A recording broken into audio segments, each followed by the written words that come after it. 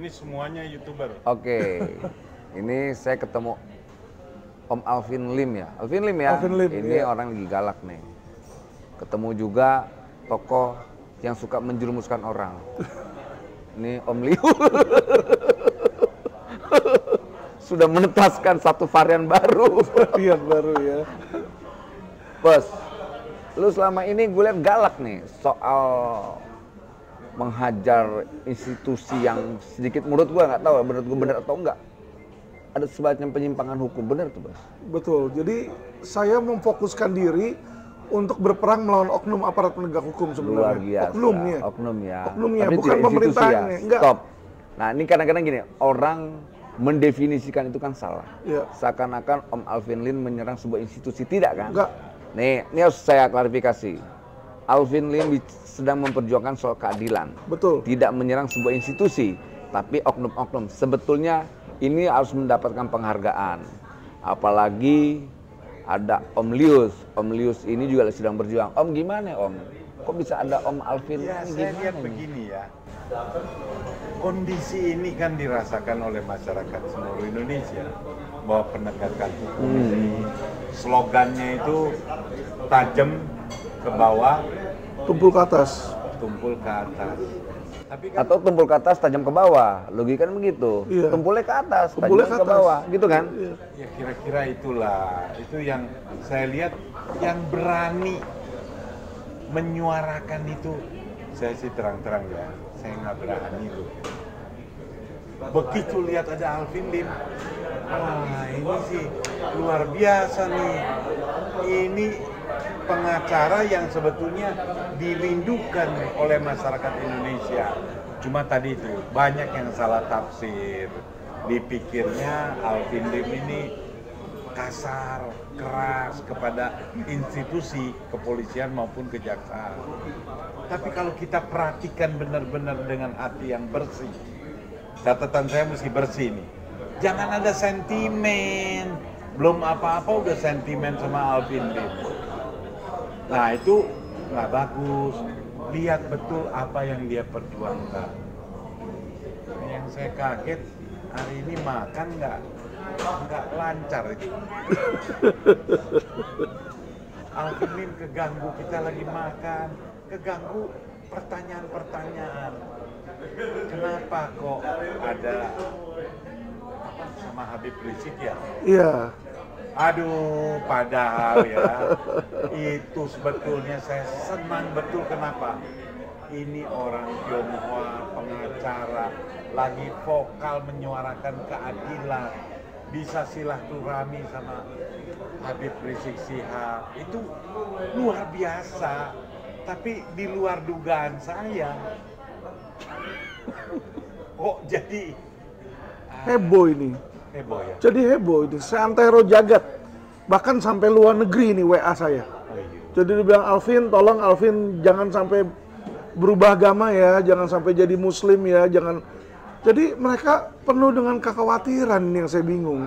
Dan bahkan sampai ke WA grup bukan hanya dalam hal tanda petik agama ya, tapi dalam grup Tionghoa Chinese itu banyak banget di situ. Gini, ini harusnya kelompok-kelompok Chinese atau Tionghoa bisa menghargai sikap Alvin Lim. Karena dulu guru saya ini itu abangnya Sohogi, Arif Budiman. Gitu. Nah, orang tidak tahu itu. Nah, sekali lagi ya soal Alvin Lim, kayak teman saya nih, teman saya juga melaporkan Alvin Lim. Teman saya melaporkan Anda nih, saya marah. Kenapa saya marah? Nggak suka. Kalau orang model kayak Alvin Lim mengkritik sebuah institusi tapi untuk merubah menjadi lebih baik lantas dikriminalkan, gimana? Akhirnya tidak ada lagi orang-orang kritis. Lama-lama yang di penjara bukan Alvin Lim aja, tapi saya juga. Karena kan saya juga kritis. Nanti bisa Om Lius juga di penjara. Bahkan udah pernah masuk sel. Bahkan katanya turun ya berat badannya Om Lius. 8 kilo. 8 kilo. Berarti nanti pas di penjara lagi Om Lius nih biar turun lagi 8 kilo. Amin. Ya. Saya nggak berani. Tuh. Tapi untuk menyuarakan kebenaran, saya pikir ini adalah kewajiban setiap warga negara. Bersuaralah. Apalagi mana dong? Tadi Itu tuh. YouTube. Waduh, ini di luar dugaan ya. Saya biasa kalau bersuara tuh nggak ada yang denger. Tapi tiba-tiba dikirimin ini loh. Mantap. Mantap kan? Iya. Ini dari YouTube langsung. YouTube itu tidak mungkin memberi sertifikasi. Ini kan sertifikat kan, sertifikat kan jadi Iya. penghargaan konsistensi Om Lius terhadap demokrasi, terhadap kebebasan, terhadap kemerdekaan pendapat. Artinya sertifikat ini diberikan dengan sebuah penghargaan yang penuh dengan ketelitian. YouTube ini nggak bisa disogok, ya kan?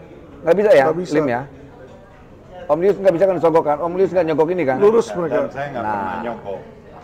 Jadi saya kenapa senang lihat statement-statement Alvin Lim, karena dia juga anti suap. Berani menyuarakan kebenaran. Kalau ada pejabat yang suap, dia berteriak. Ini harusnya didukung. Pak Kejagung. Nah, tapi perhatiin Lim, Alvin, di Kejaksaan hari ini, Pak Kejagung, Pak Burhanuddin ini, beliau sosok orang yang berani. Di eranya dialah jaksa yang berani hukuman mati, yang berani melawan mafia pangan. Dan satu lagi, ada beberapa jaksa-jaksa tinggi, itu yang berani menangkap, menyita duit sampai puluhan triliun. Saya kapasitasnya karena melihat dan merasakan dan mendengar ya kejadian itu. Tapi ya nggak apa-apa, kritik Alvin itu harus didukung, jangan tidak. Jangan dikriminalkan. Saya yakin sikap Kejagung dan kawan-kawan jaksa lain, jangan alergi dong dengan kritik Alvin Lim. Itu tidak baik. Dan saya juga ingin menyampaikan kawan-kawan yang coba melaporkan Alvin Lim, posisi saya berpihak dengan Alvin Lim. Saya tegaskan, saya berpihak kepada Alvin Lim. Karena yang dia kritik perilaku oknum bukan institusi ya. Betul. Ini deklarasi beliau nih. Jadi beliau juga bukan anti terhadap pemerintah. Alvin ini benci dengan ketidakadilan. Yang dia benci itu adalah ketidakadilan terhadap oknum-oknum yang bermain-main di balik kekuasaan hukum. Apalagi beliau nih lawyer. Ini Om Lius ini aktivis pro demokrasi hari ini. Beliau pengusaha, beliau juga terusik dengan kondisi bangsa hari ini, Om Lius ya. Itu. Jadi sekali lagi jangan mudah menstigma orang karena membela sesuatu lantas ada stigma kadrun, ini bahaya. Lantas ada stigma yang lain-lain, padahal tidak ada maksud Om Alvin Lim, saya dan Om Lius bicara tentang bagaimana melihat kekuasaan itu dengan cara yang rendah. Kami bukan. Kita orang yang concern terhadap demokrasi, kemanusiaan dan keadilan. Gitu kan Om? Benar. Nah, definisinya jangan salah.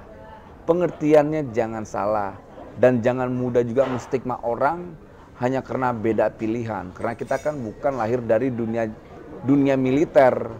Semua itu harus perang, ya musuhnya tentara, ya musuhnya semua, bukan. Kita aktivis pro demokrasi.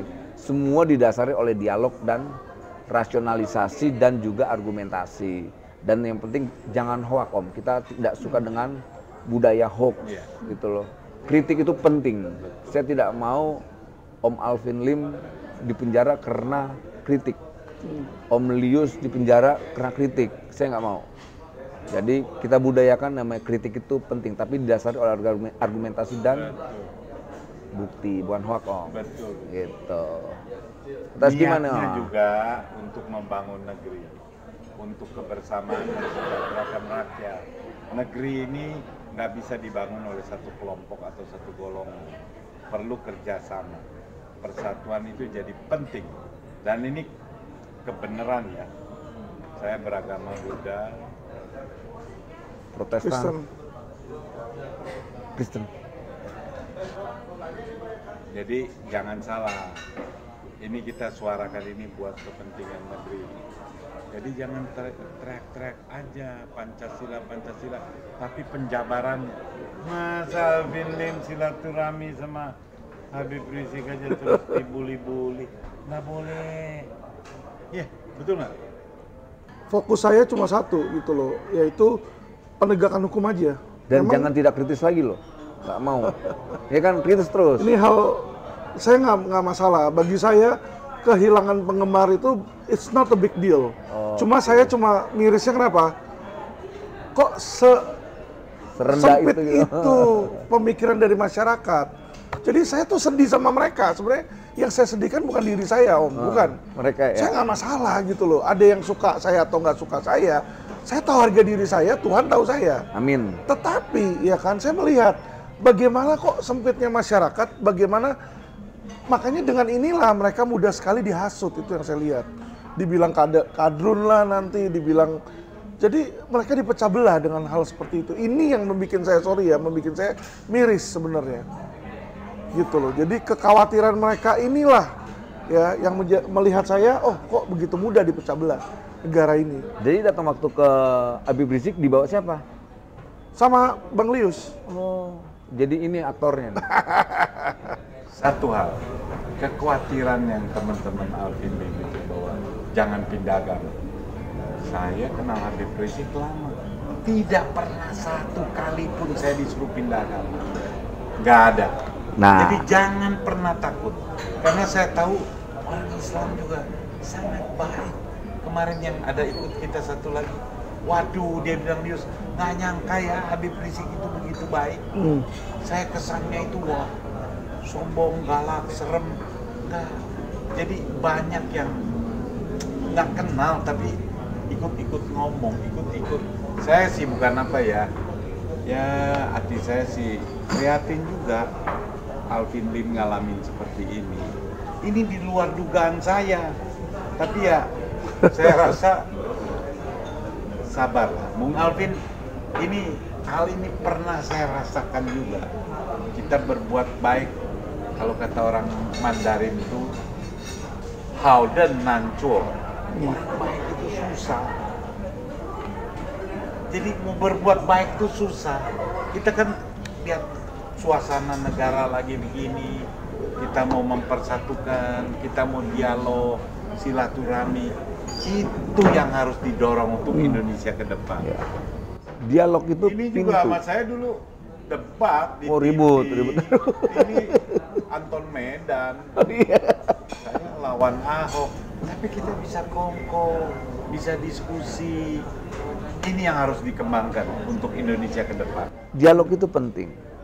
Dialog itu bentuk adab dari sebuah komunikasi. Lantas kemudian Alvin sedang memperjuangkan soal keadilan. Tugas-tugas kebangsaan ini harus dihargai. Tugas-tugas kebangsaan. Gitu. Ini penting sekali saya sampaikan. Setiap orang kan punya tugas sejarahnya masing-masing. Nah kita semua ini kan punya tanggung jawab. Jadi Bung Alvin Lim ini selamat datang di rimba demokrasi. Bukan dalam demokrasi tapi rimba. Karena ini dalam hutan gelap nih. Kalau Om Alvin salah pilihan politik, ya tahu kan, negara ini ada sistem dan ada orang-orang yang buas di dalamnya. Iya. Kalau salah kita akan dipenjarakan, diteror, diintimidasi dan sebagainya. Kalau saya kan udah kebal ya dengan hal itu. Iya. Itu semoga nanti Om Alvin Lim ini bisa lebih kebal dari saya dan lebih kebal dari Om Lius. Beliau juga pernah merasakan semua itu. Kalau saya lengkap lah sejarah saya. Belum pernah kan dibilang komunis kan? Belum.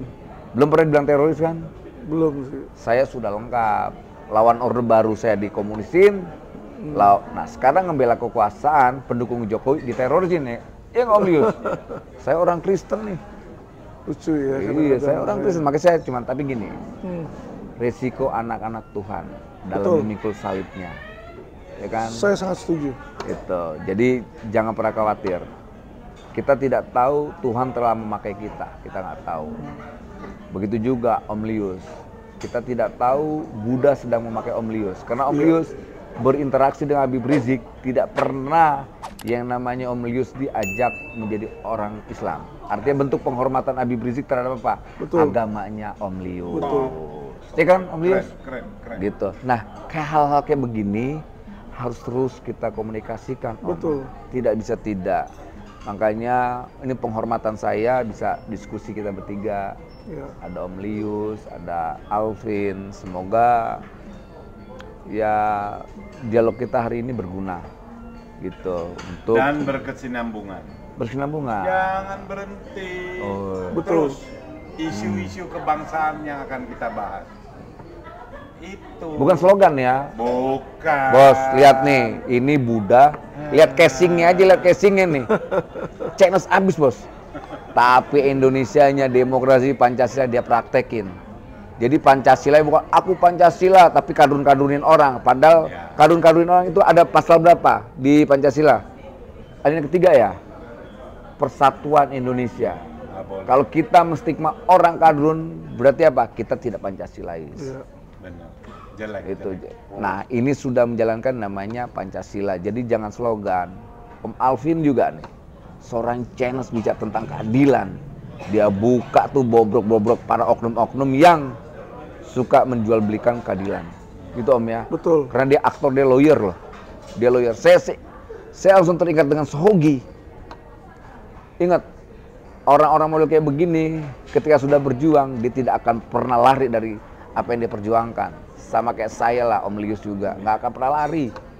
Memang kita sudah tahu resikonya kan, Betul. penjara dan kematian. Itu, ya kan Om? Iya. Om siap di penjara? Ya gitulah. Gitu. Nah Om Lim juga, Om Alvin, gitu. Ayo dong Om Alvin, apalagi kira-kira nih kritik Om Alvin nih terhadap apa institusi hukum kita yang gimana sih? Gua nggak ngerti nih. Institusi hukum Indonesia itu udah sangat berantakan, Pak. Berantakan. Ini yang saya lihat, makanya kenapa saya sampai teriak di situ. Karena kalau saya nggak teriak, saya yakin nggak ada lagi orang lain yang akan teriak Tuh, Pak Kejaksaan. di situ. Ini para jaksa dan Kejaksaan Agung, lihat nih, dia tidak punya niat untuk merusak kejaksaan. Justru niatnya pembenahan Pak, kan, perbaikan kan. Orang manapun, apalagi cuma seorang Alvin Lim, nggak akan bisa merusak institusi ini. Jauh, Saya kasih tahu. betul. Ini uang, misalnya kita ada punya uang 100.000, kita mau taruh di got tetap nilai 100.000, mau Iya. taruh di sampah tetap 100.000. Jadi lingkungan luar itu tidak menentukan berapa nilai dia. Nilai Kejaksaan Agung tidak ditentukan oleh perkataan Alvin Lim. Betul. Tetapi apa yang dilakukan oleh oknum-oknumnya ini yang menentukan. Kalau oknumnya itu, kalau isinya adalah orang-orang baik, jaksa-jaksa baik, saya bilang nggak baik pun nggak akan ada yang percaya, Mas. Ini loh maksud saya. Tapi gini, saya masih punya keyakinan kejaksaan dipimpin Pak Burhan ini luar biasa. Memang ya namanya dalam keluarga kan nggak mungkin bisa terkontrol semua. Tapi saya yakin Pak Burhanuddin ini sebagai pimpinan di kejaksaan, beliau mudah diajak dialog. Laporkan aja. Saya yakin tuh orang dipecat kok, dicopot, Di dipindahin. dalam video saya, Pak, saya selalu berikan bukti surat. Bukti surat. Jadi ketika saya bilang ada oknum Kejaksaan Agung bermain, saya berikan bukti P19. Wih, Jadi ada P19 surat dari Jampidum kepada Dir Tipitexus. Jadi di situ dibikin sebuah petunjuk supaya ini kasus nggak bisa jalan alias mandek. tuh. Itu saya bongkar, Pak. Lihat tuh, dibongkar tuh. Ketika saya bongkar, saya informasikan yang mestinya kan informasi saya diambil keterangannya, dibenahi dong. Betul. Ini tidak. Justru dia tanya sama saya, kamu dapat ini dari mana? Dia mau Ngawur ajar. kan? Masa ditanyain? Masa whistleblower yang mau ditindak? dihajar? Oh. Nanti berikutnya orang itu nggak akan Akhirnya berani takut bongkar dong lagi ngadu. dong di dalam. Iya. Dia mau tahu di dalam kejaksaan siapa yang kasih saya itu. Nih, jaksa-jaksa, ini maksudnya. maksudnya itu. Iya kan? Nah, biasanya ngotot-ngotot ini jaksa-jaksa yang nakal, oknum-oknum yang nakal. Ingat loh, Pak Burhanuddin itu jaksa agung yang punya tingkat kenekatannya luar biasa. Ini saya ini pengagumnya, dan saya lihat jaksa-jaksa di dalam kejaksaan itu banyak orang baik.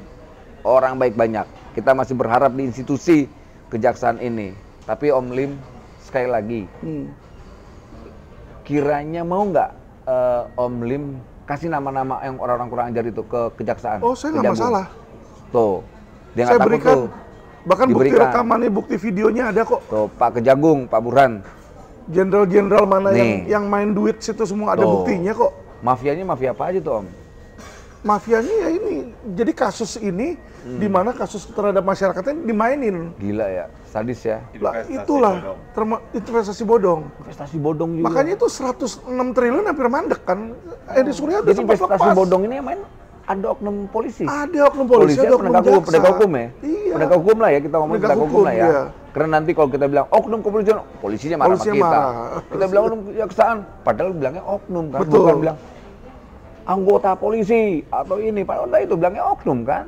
Gitu. Nah, Pak Polisi, Pak Kejaksaan, para penegak hukum yang kita hormati, karena ini demokrasi yang sudah menjadi pilihan kita, penguatannya adalah di lembaga hukum. Kalau lembaga hukumnya lemah ya yang kuat gangster kayak kemarin ya kan. Itu. Artinya apa? Gangster-gangster ini akan menguasai institusi hukum kita dan ini bahaya buat demokrasi. Saya Bukan nggak kita melawan tidak pejabat mau. tertentu, Pak. Saya Betul. nggak melawan pejabat tertentu, saya nggak membelain politik-politik tertentu. Yang saya mau hanya agar Indonesia hukum itu berjalan sesuai dengan undang-undang. Karena saat ini hukum itu berjalan sesuai dengan yang punya uang. Itu yang saya lihat dan kenyataan. Nah inilah makanya saya teriak. Saya cuma mau ini berubah. Dan kalau hukumannya yang punya duit, akhirnya jadilah kayak si Krisni. Dia yang digebukin, dia yang masuk penjara. Gila ya. Kan Ada lucu. perempuan namanya Krisni itu korban KDRT. Beliau menjadi korban KDRT, seharusnya penegak hukum melindungi beliau, malah pelakunya yang dilindungi. Gitu kira-kira ya. Iya. Kacau, Pak Polisi. Ini kacau nih Pak. Gimana nih? Nah disinilah Pak hati nurani saya berbicara. Kenapa? Ketika saya disumpah sebagai advokat, saya sumpahnya ke Tuhan loh. Betul. Saya bersumpah sama Tuhan itu menegakkan keadilan. Di sini saya melihat bagaimana saya yang notabene katanya penegak hukum, tapi tiap hari kerjanya nih, sorry ya, nyuap oknum. Lah, kalau kayak begini nggak perlu kuliah. Iya. Karena sebelum saya berubah menjadi vokal Pak, jujur, saya ikutin gaya mereka. Ya. Saya ketemu jaksa suap, ketemu Kasipidum, ketemu Kajari, ya sampai jenderal-jenderal kejaksaan pun juga terima, hakim pun terima. Jadi kita itu yang bobroknya itu ngeri banget ya. Bobroknya. Ini udah dibuka Alvin nih. Kasus belum disidangkan. Saya sebagai lawyer, jaksa dan hakim itu sudah duduk di satu ruang makan. Di situ kita udah tahu nanti tuntutan berapa, vonisnya berapa, uangnya berapa, semua sudah ada. Tuh Pak Hakim, Pak Polisi denger dong nih. Nah ini yang saya mau berubah Pak. Gitu. Kita kan pengen bangsa ini lebih baik. Tidak ada maksud beliau merusak nama institusi kepolisian, kejaksaan dan kehakiman. Yang beliau inginkan adalah keadilan. Institusi ini lebih baik ke depan. Tidak ada punya motivasi lain-lain. Dia nggak mau jadi jaksa agung nih, nggak mau jadi menteri kehakiman, nggak mungkin juga jadi kapolri, bukan polisi, ya kan? Ya nggak Kaum Lius? Betul, betul. Jadi motivasi dan 77 tujuannya. tahun Indonesia merdeka harus berubah. Wah, 77 tahun. Momentumnya saya lihat sekarang karena banyak orang-orang yang masih berani bersuara walaupun kondisinya udah parah. Ini saya lihat tanda-tanda baik. Ada yang masih bersuara. Kita bisa lihat ya. Siapa sih? Siapa? Simanjuntak. Cuma juta. Komarudin Simanjuntak. Oh, itu juga kalau bukan beliau yang keke urusan Brigadir Dari Sambo. Yosua, Nggak kebongkar. bongkar. Jadi orang-orang yang Itu pun dibenci dia. Kamarudin dibenci, dibully. Dilaporin polisi juga kan? Dilaporin ke polisi, dibilang kadrun, dibilang apa. ini yang harus kita. Kok mudah sekali bangsa ini ketika ada orang berjuang soal keadilan langsung Ya, stigma. Itu. Ini nggak baik. Jangan. Lihat endingnya, lihat maksudnya. Kalau maksudnya meres, maksudnya ngambil Ya, jabatannya, itu maksudnya boleh minta kita proyek, bully. baru dibully. Tapi kalau maksudnya untuk keadilan, masa harus dibully sih? Ya. Enggak, ini kan nggak fair. Betul sekali. Itu. Atau apa lagi Om Lius? Ya, oke, saya terima kasih. Dan ini bukan yang terakhir. Ini kita nanti akan ada berseri. Saya ada pesan kepada masyarakat ya. Jadi gini ya, teman-teman masyarakat ya. Indonesia ini milik kita bersama. Tapi saya melihat ya, yang merasa memiliki Indonesia ini nggak banyak. Saya merasa memiliki, Bang Ebenezer merasa memiliki, Lius merasa memiliki. Banyak orang lain merasa tidak memiliki. Dia nggak peduli kalau Indonesia ini dieksploitasi, dijajah oleh oknum-oknum aparat. Jadi seperti yang Soekarno bilang, perjuangan kita ini sekarang bukan Lebih melawan berat. penjajah asing, melawan Bangsa oknum-oknum sendiri. sendiri, bangsa sendiri. Lihat Dan nasionalisnya nih, lihat nih. Mereka nggak peduli kalau contoh investasi bodong 106 triliun. Gila ya. Bapak tahu nggak 106 triliun itu tidak ada di Indonesia, dibawa kabur ke luar negeri. Siapa yang peduli? Nggak peduli. Yang penting oknum aparat A nanti ya yang penting lu bagi gue ya. Nanti ini udah nggak masuk dalam dakwaan nggak apa-apa asetnya, udah kong kali kong. Ini yang saya nggak mau. Kalau disita di Indonesia, diberikan lagi ke para korban, masyarakat kita akan makmur. Karena kenapa? Ketika masyarakat kita kerugian dapat balik, dia akan spending. Oh. Ini devisa ini keluar loh Pak. Saya juga pernah tuh laporan soal tante saya kandung nih, tante saya kandung.